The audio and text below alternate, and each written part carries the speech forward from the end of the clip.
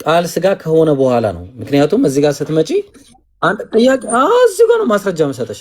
ማስረጃ እዚህ ነው መሰጠሽ። ጥያቄ ምን አለ? ቁጥር 9 ላይ ለሰው ሁሉ የሚያበራ እውነተኛ ብርሃን ወደ ዓለም ይመጣ ነበር። በዓለም ነበረ፣ ዓለሙን በሱ ሆነ፣ ዓለሙም አላወቀውም ማለት። ይሄን ማብራራት ጥያቄን ቆይ አዳምጪኝ። የሱ ወደ ነው የምታነባው ቢስሚላ ጥያቄ ልጠይቅሽ ነው። የገዛ ወገኖቹ አልተቀበሉትም ማለት ጥሩ። የገዛ ወገኖቹ አልተቀበሉትም ሲል ቃል ስጋ ከመሆኑ በኋላ ነው እዚህ 14 ወይስ ከመሆኑ በፊት ነው? እንደዛ ከሆነ እንዴት እንደማይገናኝ ጥያቄው መልሽ ነው እኮ ልመልስልህ ነው። ካንተ ሐሳብ ጋር እንዴት እንደማይገናኝ ጥያቄ ምንድነው መሰለሽ?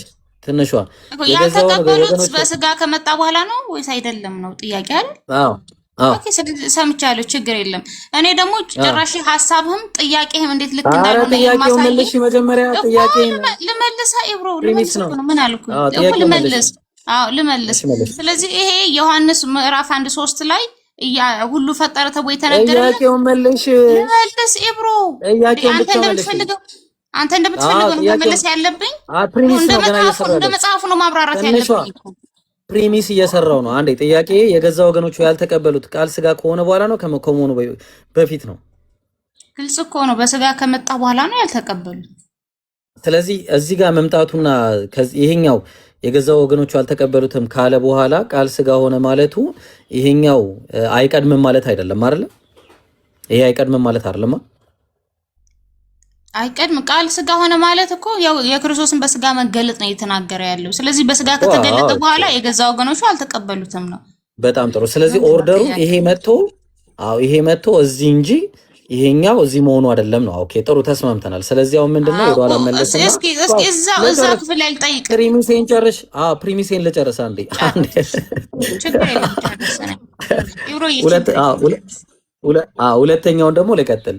ለተቀበሉት ሁሉ ግን በስሙ ለሚያምኑ ለነሱ የእግዚአብሔር ልጆች የሆኑ ዘንድ ስልጣን ሰጣቸዋል። ኦኬ እነሱም ከእግዚአብሔር ተወለዱ እንጂ ከደም ወይም ከስጋ ፍቃድ ወይም ከወንድ ፍቃድ አልተወለዱም ማለት። ኦኬ ለምንድን ነው ያልተወለዱት? እነሱ ከስጋ ፍቃድ ለምን?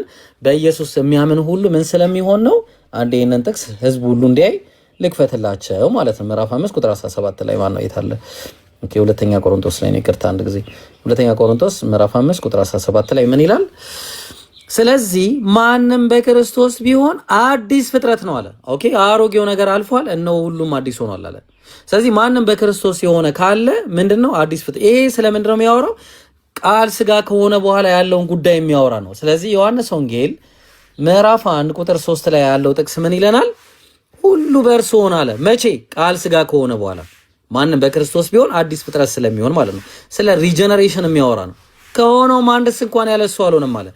ስለዚህ ሆነ የተባለ ነገር ሁሉ በምንድን ነው የሆነው ማለት? በቃ ስለምታወራው ነገር ግን ማስረጃ እየጠቀስክልኝ አይደለም ኢብሮ። አንተ እያመጣልኝ ያለው እኮ አንተ እያመጣልኝ ያለው ይሄ ጥቅስ ፍጥረትን ስለመፍጠር ሳይሆን ስለ አዲስ ፍጥረት ነው ብለህ ሌላ ክፍል ላይ ሄደህ በክርስቶስ አዲስ ተፈጠሩ። ያኛው ውሸት ነው እኮ ውሸት ነው በእኛ አይደለም። ግን ለዚህ ማስረጃ ለማምጣት ይሄንን ለማብራራት አንቺ ይሄን ለማብራራት ሚልኪያስ ላይ እንደሄድሽ ሁሉ ኢብራሂም ይሄን ለማብራራት ሁለተኛ ቆሮንቶስ ላይ የማይሄድበት ምንድነው ምክንያቱ? ተመሳሳይ ከሆነ ራእይም ላይ ሄድ፣ እኔ ስህተትህን ላሳይ። ተመሳሳይ ነው። ተመሳሳይ ከሆነ ራእይም ላይ ሄድ፣ እኔ ግን ስህተትህን ላሳይ። ችግር የለውም። ቆይ አንድ ጊዜ ማንም በክርስቶስ ቢሆን አዲስ ፍጥረት ነው የሚለው አገባብ ከዚህ ጋር የተለያየ ነገር አለ። ተግባባን? ስለዚህ በሱ ህይወት ነበረች፣ ህይወትም የሰው ብርሃን ነበረች። ብርሃን በጨለማ እያለ ይቀጥላል። ማን ነው እንዲህ ተረጎመ? መጽሐፉ እንደዛ አልተረጎመ። መጽሐፉ እንደዛ ተረጎመ። ያው መጽሐፉ ተረጎመልኝ። ይገርምሻል። ዮሐንስ ወንጌል ላይ እኮ ዮሐንስ ወንጌልን አንተ ያመጣውን ጥቅስ አንተ እንደምታወራው አድርጎ አልተረጎመልህም። ነው ጥያቄ። የት ነው እንደዛ ተረጎመልኝ እኮ አልኩሽ። ቁጥር 10 ላይ ምን አለ? ቆይ እንጂ አንዴ ምን ሆነሽ? ከእግዚአብሔር ተወለዱ እንጂ ከስጋ ፍቃድ ወይ ደግሞ ከወንድ ፍቃድ አልተወለዱም እያለ ይናገራል። እና ምን አገናኘው ታዲያ ከሁሉ በእርሱ ሆነ ከሚለው ጋር? ልነግርሽ እኮ ምን እንደሚያገናኝ። ይሄ ፍጥረት የሚባለው ነገር ራሱ እዚህ አውድ ላይ ሙሉ ከ1 እስከ 13 ሲያወራ ምንድነው የሚያወራው? ስለ ዳግም መወለድ ነው የሚያወራው። ኦኬ ምን ማለት ነው? አሁን ቁጥር 9 ላይም ስለዛ ነው የሚያወራው ማለት ነው። ያለፍከው ቅድም ሳታብራራ አይደል? እሱን እናየዋለን። ከፈለግሽ አንድ ባንድ እናየዋለን። አታስቢ። ለምን እንደሆነ ታውቃለህ? እዛ ክፍል ላይ ስጠይቅ የምታወራው ነገር ልክ ስላልሆነ እዛ ክፍል ላይ ስጠይቅ እዚህ ላይ እንስማማና ወላሂ ከ1 እስከ 14 እናየዋለን እኮ ነው የምልሽ እኮ አንብበህ ሳታብራራው ያለፍከው ለምንድን ነው የምታብራራው? ጥያቄ እሱ አልነበረማ። ጥያቄ እሱ አልነበረም። እኔ የፈለኩት እሱን አልነበረም። ጥያቄ የገዛ ወገኖቹ የሚለውን እየፈለኩ ነበረ። ኦኬ ችግር የለም። እኔ ስህተትህን ላሳየህ እንዴት እንደሆነ። መጽሐፍ ቅዱስ ራሱ እንደ ማስረጃ የጠቀስከው መጽሐፍ ቅዱስ አይደግፍህም። ኦኬ ያመጣው መጽሐፍ ቅዱስ እንደማይደግፍህ እኔ ላሳየህ። ዮሐንስ ወንጌል ምዕራፍ 1 ላይ የሚያወራ መችስ አማርኛ ተምረን አይደል? አረፍተ ነገሮች እንዲሁ ደግሞ የምንጠቀማቸው ችግሩ አማርኛ ቢሆን ይቀጥይ እንጂ ችግር እኔ ስለ ቋንቋ ነው እያወራህ ያለሁት ስለ ጥቅሱ አይደለም። የተማርነው ስለዛ ተምረን ከሆነ አንተም ኢብሮ በመጀመሪያ ቃል ነበር። አንደኛ እዚህ የቁጥር አንዱ ራሱ ትክክል አይደለም ወይም ደግሞ ሁለቱ የተለያየ ነገር ነው ብለህ አብራራህ። ስህተት ነህ። ምክንያቱም ምን ብሎ ነው የሚናገረው? በመጀመሪያ ቃል ነበረ። ቃልም አረፍተ ነገሩን እንኳን ሳይጨርስ አንተ ግን አቋርጠህ ስለሌላ ነው ያወራዋል። ከአንድ አረፍተ ነገር ስለ አንድ ነገር እያወራ በመጀመሪያ ቃል ነበር ጥቅስ አምጥቻ አብራራሁኝ ስለ ክርስቶስም እንደሆነ ዓለም በመጀመሪያ የሚለው ዓለም ከመፈጠሩ አስቀድሞ እንደሆነ ይህ ቃል ደግሞ በእግዚአብሔር ዘንድ ነበር በአብ ዘንድ እንደመሆኑ ተናገር። ይህ ቃል ራሱ በመጀመሪያ ነበር የተባለው ቃል ራሱ እግዚአብሔር ነበር ብሎ አረፍተ ነገሩን ሳይጨርስ ስለዛው እየተናገረ አንተ ግን ስለዛ አይደለም ብለህ አብራራ። ስህተትህ ማስረጃ እንኳን ሳትጠቅስ። ስለዚህ በመጀመሪያ ነበር የተባለው በመጀመሪያ ቃል ነበር የተባለው እግዚአብሔር ብሎ ይገልጸውና ይህ በመጀመሪያ አለ እኮ ይሄንንም እንኳን አረፍተ ነገሩን አልጨረሰም። ይህ በመጀመሪያ አለ የቱ ቁጥር አንድ የተነገረለት ይህ በመጀመሪያ በእግዚአብሔር ዘንድ ነበር፣ ሁሉ በእግዚአብሔር ዘንድ ነበር፣ ሁሉ በእርሱ ሆነ፣ ያለ እርሱ አንዳችም አልሆነም፣ ሕይወት በእርሱ ነበረች እያለ አረፍተ ነገሩን ሳይጨርስ በመጀመሪያ ነበር ሁሉ በእርሱ ሆነ ብሎ በመጀመሪያ ከነበረ ሲጀምር መጽሐፉ ራሱ እንደሚያወራው በመጀመሪያ ከነበረ ዓለም ከመፈጠሩ አስቀድሞ የሚለውን አምጥቼ ማስረጃ ካሳየው ብሉይ ኪዳን ላይ ሁሉ በእርሱ ሆነ ሲል ፍጥረታት በሙሉ በእርሱ ስለመፈጠራቸው የሚናገር እንጂ በፍጹም ስለ አዲስ ፍጥረት የሚያወራ አይደለም። አንተ ከቁጥር 10 ላይ አምጥተህ ከዛ ጋር ያገናኘውም የሚገናኝ አይደለም። መጽሐፍ ቅዱስ እኮ ሙሉ ስለ አንድ ነገር ሁሉ አይናገርም። ስለሌላ ነገር ከመሃል ሊደበልቅ ይችላል። መጽሐፍ ቅዱስን ካነበብ ይሄንን ትረዳለህ። ሙሉ ስለ አንድ ነገር ብቻ አያወራም። ቁጥር 9 ላይም ዓለም ሁሉ በእርሱ እንደሆነ በክርስቶስ ኢየሱስ ይናገራል። ስለዚህ አንተ ማስረጃ አምጥተህ ይህ ክፍል ስለ አዲስ ፍጥረት ነው የሚያወራው ብለህ ማስረጃ ካለ ከዚህ ጋር የተያያዘ አንተ ነገር ግን ሌላ ክፍል ስለ አዲስ ፍጥረት የሚናገረውን ሌላ ሐሳብ ከዚህ ጋር የምታገናኝ ከሆነ ስህተት ነው። ኮመንተሪም ካስፈለገ እኔ ማምጣት እችላለሁ። አንተ ግን ምንም አይነት ነገር ማስረጃ ተማሳይ አይችልም። ጥሩ ነው። በቃ አብራርተሻል። በቃ ጠይቀኝ። በቃ ምክንያቱም እያወራን እንዳናደር የዘራሽውን ነገር አንዴ ላጭደዋ ነኝ። የተዘራ ነገር ስላል እሱ ይታጨዳልና ከዛ በኋላ ወደ ወንድሞች እንቀጥላለን። ምንድነው መሰለሽ አሁን ዓለም የሚለው እስራኤልን ነው። ፎር ዩ ሪከርድ እሺ። ሌላ ጊዜ ምናምን እንዳትቸገሪ እኔ ጋር ስትመጪ ዓለም ምናምን ብሎ እዚህ ዮሐንስ ወንጌል ላይ ሲጠቀም ዓለም የሚለው ነገር ስለ እስራኤል የሚያወራ ነው። ኦኬ የትኛው ጥቅስ ላይ?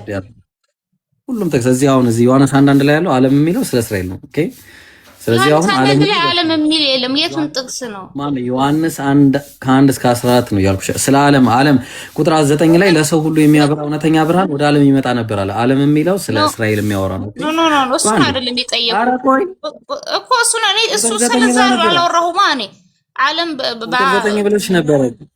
በቃ እኮ አሁን አብራርተሻል ትንሿ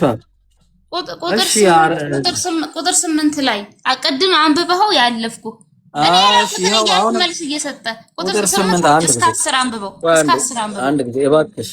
አንዴ አዳምጪ። ቁጥር 8 ያልሽው አሁን ስህተት ነው። ስለዛ አያወራም። ኦኬ አውራው ነው። ቁጥር ከ8 ጀምሮ እስከ 10 አውራው ነው ያልኩ። አንብበው ነው ያልኩ። ቆይ አለ ስለ ብርሃን ሊመሰክር ማን ነው ሊመሰክር መጣ እንጂ እሱ ብርሃን አልነበረም፣ ዮሐንስ ነው። ኦኬ ይሄን ተዝለው እንደ ቃላት ራሱ ደበላልቆ እንደሚናገር ከዚህ አንተ ከዛ ጋር ስላገናኝ ስለ ብርሃን የሚመሰክረው ማን ነው?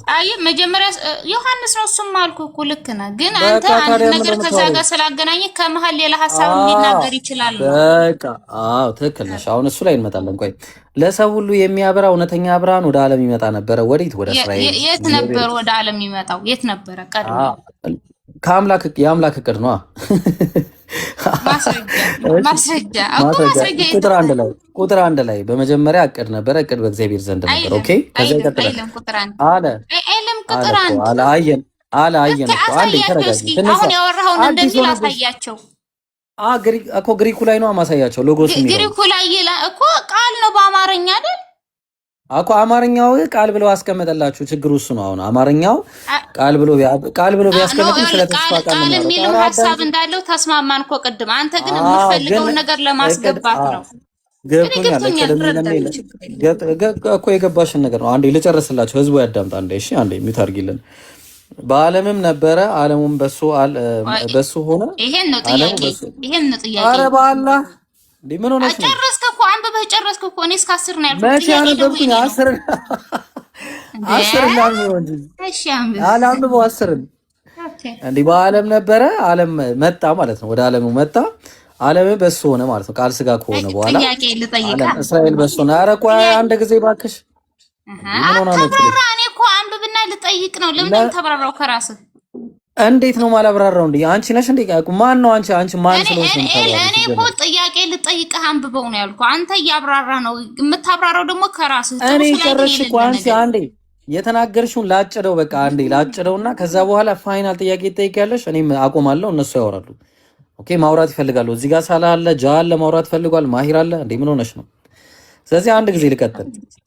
ስለዚህ በዓለም ነበረ አለ፣ ዓለሙም በሱ ሆነ። ኦኬ ዓለም የሚለው ስለ እስራኤል ነው። ዓለሙም አላወቀውም፣ ነገር ግን ምን አለ? የሱ ወደ ሆኑት መጣ አለ። ከዛ በኋላ ስለዚህ እስራኤላውያን በሱ ነው የሆኑት። እንዴ አዋ የሱ የገዛ ለተቀበሉት ነው የሚለው። ከዚህ በኋላ አየሽ፣ የተቀበሉት አለ። ችግር የለም ስለተቀበሉት አይደለም። ዓለሙም በእርሱ ሆነ የሚለው እስራኤላውያን ከሆነ እስራኤላውያን በሱ ነው የሆኑት። በሱ ነው የሆኑት። አንጻራዊ ማለት ነው። አንጻራዊ ነው፣ መንጸባራቃዊ ግን በሱ ነው የሆኑት ወይ ነው ጥያቄ። አንጻራዊ ነው ሲስቱ። ኦኬ አንጻራዊ ነው። አንጻራዊ ማታቂ ከሆነ ነግረሻለሁ። ስለዚህ አሁን የምንድነው አንጻራዊ ብለሽና በሱ ነው የሆኑት። አው እንዴት እንደሆኑ ልነግርሽ እኮ ነው። እንዴት እንደሆኑ ልነግርሽ ነው። ከዛ በኋላ ኧረ ቆይ ትንሽ አንዴ። ምን አይነቷ ልጅ ነች? ጀመረሽ ደግሞ በዓለም ነበር፣ ዓለም በሱ ሆነ። እሺ የሱ ወደ ሆኑት መጣ አለ። የገዛ ወገኖቹ ግን የገዛ ወገኖቹ ደግሞ አልተቀበሉትም። ስለዚህ አሁን ከዚህ በኋላ ለተቀበሉት ሁሉ ግን አለ። አያችሁ የሚቀበሉት ናቸው በሱ የሚሆኑት። አሁን ይሄኛው ከዚህ የሚቀድም ነው። ይሄ ዮሐንስ አጻጻፍ ነው። ተግባባን? የተቀበሉት ናቸው በሱ የሚሆኑት። ግልጽ ነው። ይሄኛው ጥቅስ ራሱ ከዚህ በፊት ነው የሚመጣው፣ ከቁጥር 10 በፊት ማለት ነው። ስለዚህ የሚቀበሉት ናቸው በሱ የሚሆኑት ሁሉ። ለተቀበሉት ሁሉ ግን አለ በስሙ ለሚያምኑት ለእርሱ የእግዚአብሔር ልጆች የሆኑ ዘንድ ስልጣን ሰጣቸዋል። እነሱም ከእግዚአብሔር ተወለዱ እንጂ ከደም ወይም ከስጋ ፍቃድ ወይም ከወንድ ፍቃድ አልተወለዱም ማለት። ኦኬ ይሄ የምታዩ ልክ ቅድም ቃል ስጋ ሆነ ከማለቱ በፊት የገዛ ወገኖቹ አልተቀበሉትም ብሎ እንደተናገረው ሁሉ የተቀበሉት የሚለው ቃል ከቁጥር 10 በፊት ዓለሙ ምን አለ? መጀመሪያ እንዲህ ነው፣ ለተቀበሉት ሁሉ ግን በስሙ ለሚያምኑት ብሎ ይጀምርና በዓለም ነበር አለ። ኦኬ ዓለምን በሱ ሆነ። ስለዚህ ማን ነው እነሱ የሚሆኑት? የተቀበሉት ማለት ነው። ኦኬ አንጻራዊ ነው እያለን ነው። ለምን ጥያቄን አትመልስልኝም ኢብሮ? እሺ አሁን ፋይናሊ ጥያቄ ጠይቂ፣ በቃ ይበቃናል። ኦኬ ጠይቂ፣ ችግር የለም ልጠይቅና ይብቃን፣ ጭቅጭቅ እንዳይሆንብን ማለት ነው።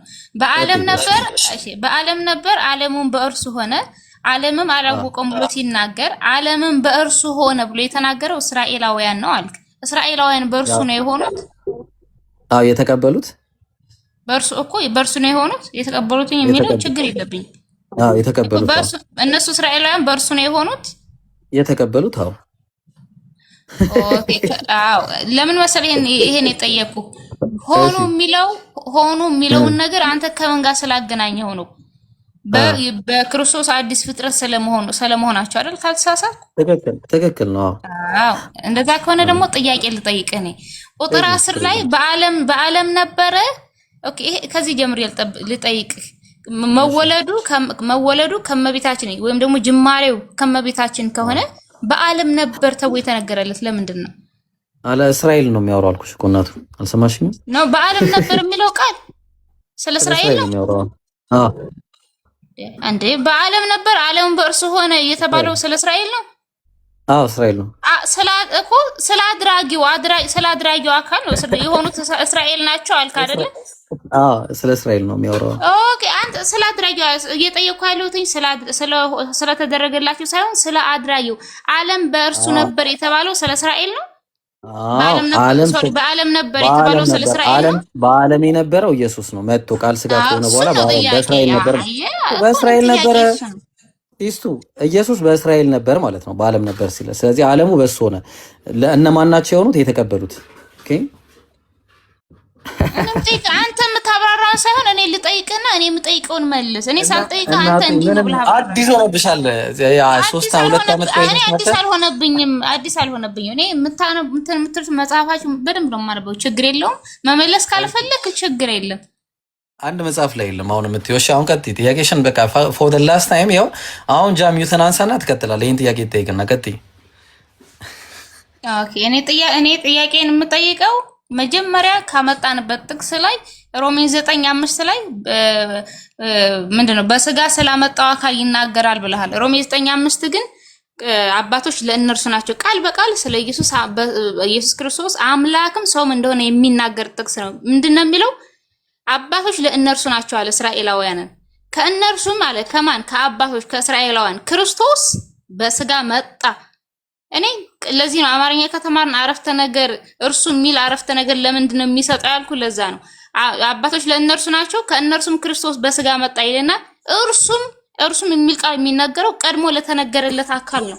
እዚህ ቀድሞ የተነገረለት ደግሞ በስጋ መጣ ያለው ክርስቶስ ነው። ስለዚህ አባቶች ለእነርሱ ናቸው ከእነርሱም ክርስቶስ በስጋ መጣ እርሱም ከሁሉ በላይ ሆኖ ለዘላለም የተባረከ አምላክ ነው ብሎ ስለ ክርስቶስ ኢየሱስ በስጋ መምጣትና የተባረከ ለዘላለም የተባረከ አምላክ እንደሆነ ስለመሆኑ እየተናገረ አንተ ከየት አምጥተህ ነው እዚህ ክፍል ላይ? ሌላ ክፍል ላይ እኔ ማምናለሁ ስለ አብ እንደሚናገር፣ እዚህ ክፍል ግን ስላመጣው አካል አንዲት የሚያወራ ነገር ስጠኝ። ስላመጣው አንዲት ጨረስን። በቃ ምን ትንሿ በቃ አይ ጨረስን። አሁን ዮሐንስ አንዳንድ ተዋቸው። ዮሐንስ አንዳንድ መሞገት ሲያቅታት ትተው ወደ ሮሜ ተመለሰ። እሱንም እንጨርስ ተባብለን ነው። እሱንም ዮሐንስ ጠየቁ ጨረስን። በቃ ምን መሰለህ አንተ መመለስ አልቻልክም። ይሄን ኢብሮ እኔ እንትን ዮሐንስ ወንጌል ምዕራፍ 1 ክፈተውና እሷ ታስተምረን። እሺ ክፈተውና ሰላም ነው።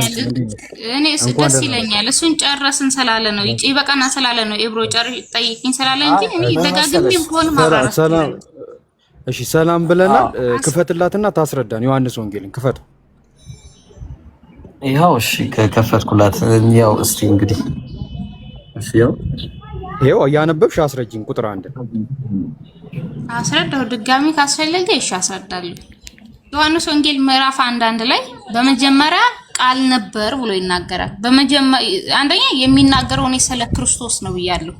ምክንያቱም ሙሉ ስታነብ ከቁጥር 4 ጀምሮ ከቁጥር 14 በግልጽ ቃልም ስጋ ሆነ ብሎ ስለ ኢየሱስ ክርስቶስ እንደሆነ ቃል የተባለው ስጋ እንደሆነ ስለሚናገር ስለ ክርስቶስ ነው ብያለሁ። ግን በመጀመሪያ የሚለው ዘላለማውን እንደሚያሳይ ብሉይ ኪዳን ላይ ጥቅስ አንጥቼ ከአወጣጡ ከመቤታችን የሚወለደው አካል አወጣጡ ከጥንት ከዘላለም ነው ብዬ ማስረጃ አምጥቼ ነው ዘላለም የሚለው ጥንት መሆኑን ማስረጃ ያሳየሁትኝ። ቀጥሎ ቃልም በእግዚአብሔር ዘንድ ነበረ፣ በአብ ዘንድ ማለት ነው። የዮሐንስ መልእክት ላይ እንደሚናገር በአብ ዘንድ የነበረውን የተገለጠውን እያለ እንደሚናገር ማለት ነው። ቀጥሎ ቃልም እግዚአብሔር ነበር። ይህ ቃል የተባለው አካል ራሱን እግዚአብሔር ነው እያለው ነው። ሁሉ በእርሱ ሆነ ከሆነው ቁጥር 2 ይህ በመጀመሪያ በእግዚአብሔር ዘንድ ነበር። ልጨርስ አንዴ ቁጥር 3 ብቻ ላንብበው እኮ ቁጥር 1ን እንጨርስና እየፈታን እንሄዳለን። ኦኬ ቁጥር 1 እሺ ቁጥር 1 ላይ እግዚአብሔር የተባሉ ሁለት አካላቶች አሉ። አካላት እግዚአብሔር በሚል ስም የተጠሩ ሁለት አካላት አሉ፣ አብና ኢየሱስ ወይም ቃል። ኦኬ ሁለቱ አንድ አይነት እግዚአብሔር ናቸው ወይስ የተለያዩ እግዚአብሔሮች ናቸው? በምን በአካል ነው? ምን በባህሪ ሰው አይለያይም? በአካልማ ይለያያሉ ብለህ ራስህ ጠየቀኝ እኮ። ለምንድን ነው አንድ ናቸው ያለው የምትለኝ እኮ? አሁን የላይኛው እግዚአብሔር የታችኛው እግዚአብሔር ነው ወይስ የተለያዩ እግዚአብሔሮች ናቸው እኮ? በምን ነው የምትጠይቀኝ? በአካል ከሆነ አይደለም ይለያያል። ኦኬ በባህሪ ከሆነ ግን እግዚአብሔር ብሎ አስቀምጧል እኮ። በአካል ስንት እግዚአብሔር ናቸው?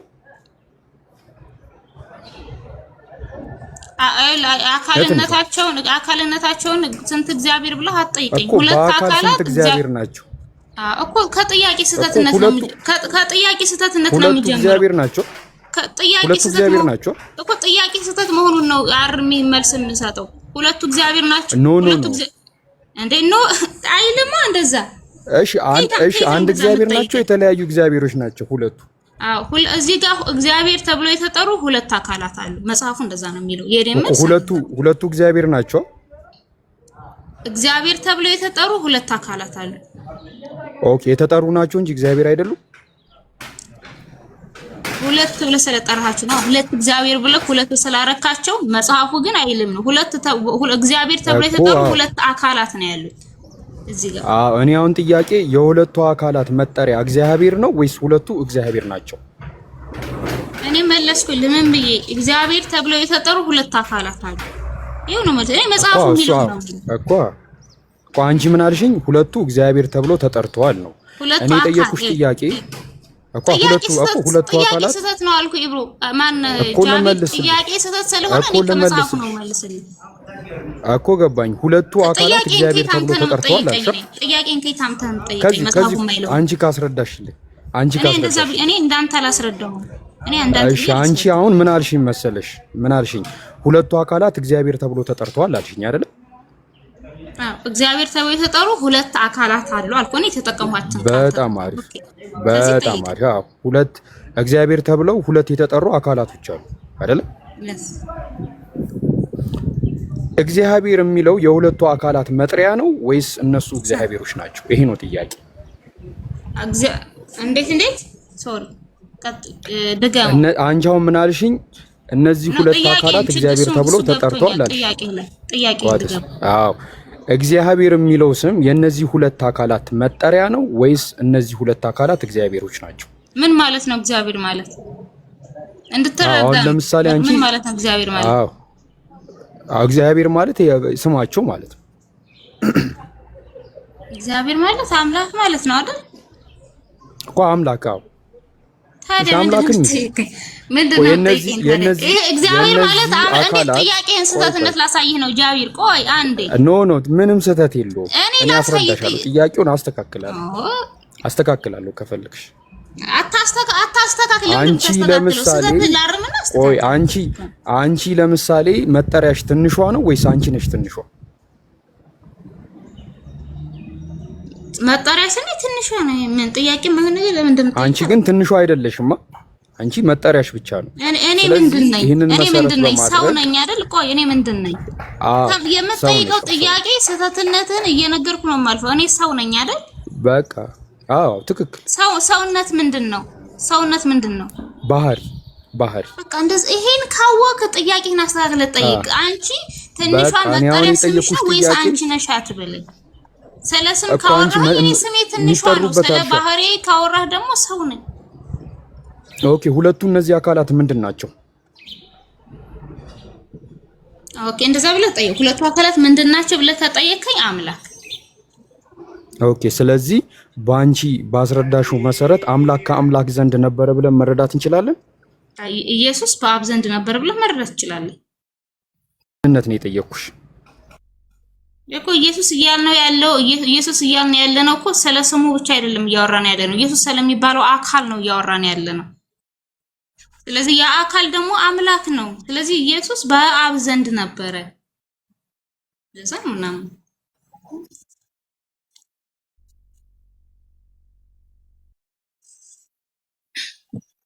እና እኔ ምን ብዬ መለስኩልህ?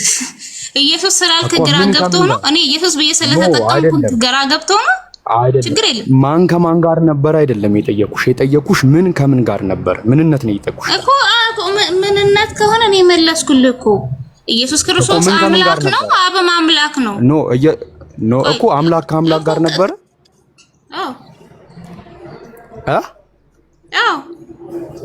እኮ ስንት አምላክ ነው ያለው?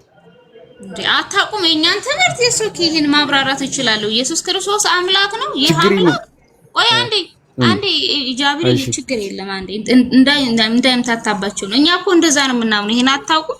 ኢየሱስ ክርስቶስ ኢየሱስ ክርስቶስ አምላክ ነው። ይህ አምላክ ደግሞ ከአብ ዘንድ ነበር። አብ ምንድነው? አምላክ ነው። ስለዚህ ምንድነው አዲስ ነው? ስለዚህ አምላክ ከአምላክ ዘንድ ነበር ከዘላለም እኮ ነበረ። አምላክ ከአምላክ ጋር ነበር ከዘላለም። ኦኬ እሺ። አሁን ለምሳሌ አምላክ ከአምላክ ዘንድ ጋር የሚለውን ነገር ስታነሺ አምላክ አምላክን ወልዷል ብላችሁ ታምናላችሁ አይደለ? ከዘላለም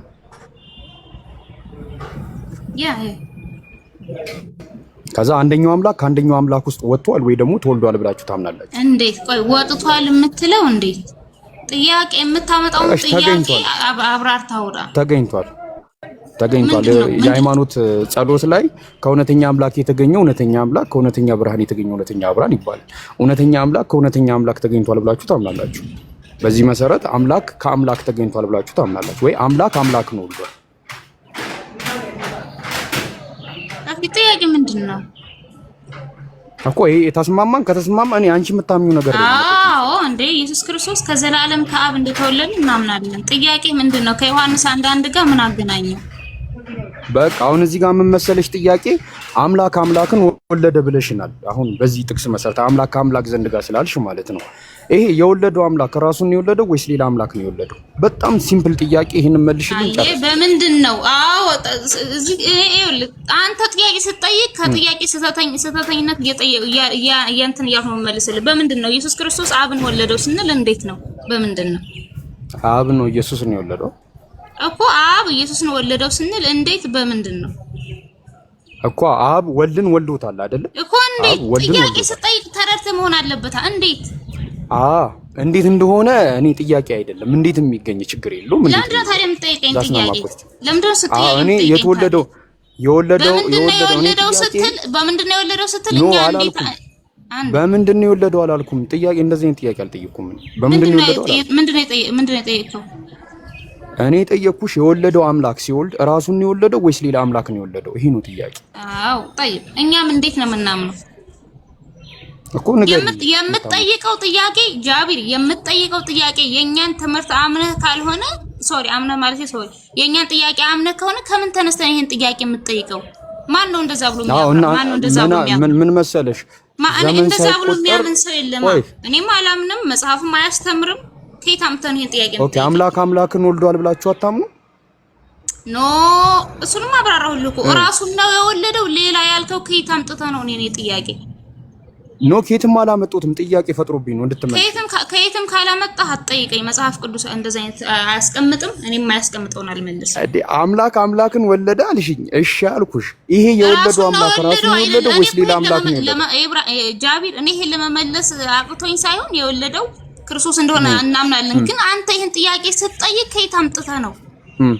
መጽሐፉ ማስተምረውን እኛ ማናምነውን ጥያቄ ነው የምትጠይቀኝ? እኔ እስካላስተምረው ድረስ መጽሐፉ አልመልስም። በዚህ ኖ እኔ አሁን ይማልንገርሽ የሆነ ነገር ማለት የሆነ ነገር እያብራራው እያስተማርኩ ከሆነ ይሄንን ነገር ከየት አመጣው ይሄንን እኛ እናምንም ትያለሽ። እኔ ግን እዚህ ጋር ጥያቄ ነው የጠየቅኩ ያለሁት። ለምሳሌ ኢብሮ አላህ ሁለት ነው? አላህ ሁለት ነው አይደለም? አይ መጽሐፍ ስለሚያስተምር ይሄን መለሰልኝ። ቆይ አይደለም። ከየት ነው ያመጣው ብለህ ትጠይቀኛለህ እንዴ? ጥያቄ ነው የጠየቅኩት። ምክንያቱም ቁርአን አላህ አንድ ነው ስለሚል ነው። እኔ እሺ ስለዚህ እኮ ይሄ አምላክ ሲወልድ ራሱን ይውለድ ሌላ ይውለድ የምታውቁት ነገር የለም? አለ ጥቅሱ ላይ ራሱን ወለደ ወይስ አልወለደም ይላል። እኔ መጽሐፍ ከጠየቅከኝ ጃቢር መጽሐፍ ቅዱስ ላይ ጠይቀኝ። ከዛ ውጪ አልመልስም። እሺ ዕብራውያን 1:5 እናውጣላት ኢብሮ።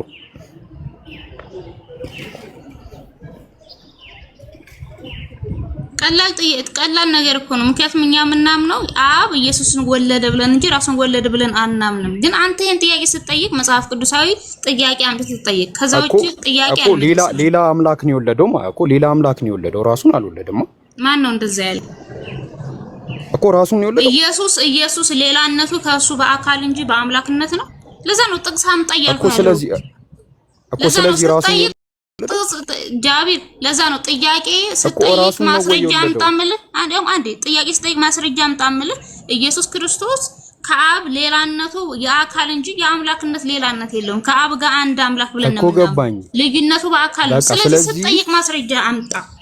ስለዚህ ራሱን ነው የወለደው ጃቢር፣ ማስረጃ አምጣ። እኔም እንደዛ አላልኩም። መጽሐፍ ሌላ አምላክ አይደለማ የወለደው ትንሿ ስጠይቀኝ መጽሐፍ ቅዱሳዊ ጥያቄ ከሆነ መልሳለሁ። ጃቢር አትደጋግም። እዚህ ጋር ከአንድ የሁለት ጊዜ መለስኩኝ ለዚህ ጥያቄ አይደል? ችግር የለውም። ዕብራውያን 1:5 ክፈትላት።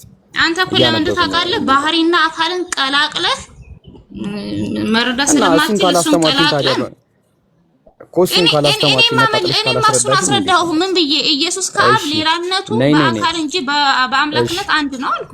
አንተ ደጋግመህ ጠይቀኛለህ። እንደዛ ከሆነ ጥቅስ እየጠቀስከው እሺ፣ ወደ ጥቅሱ እንሂድ።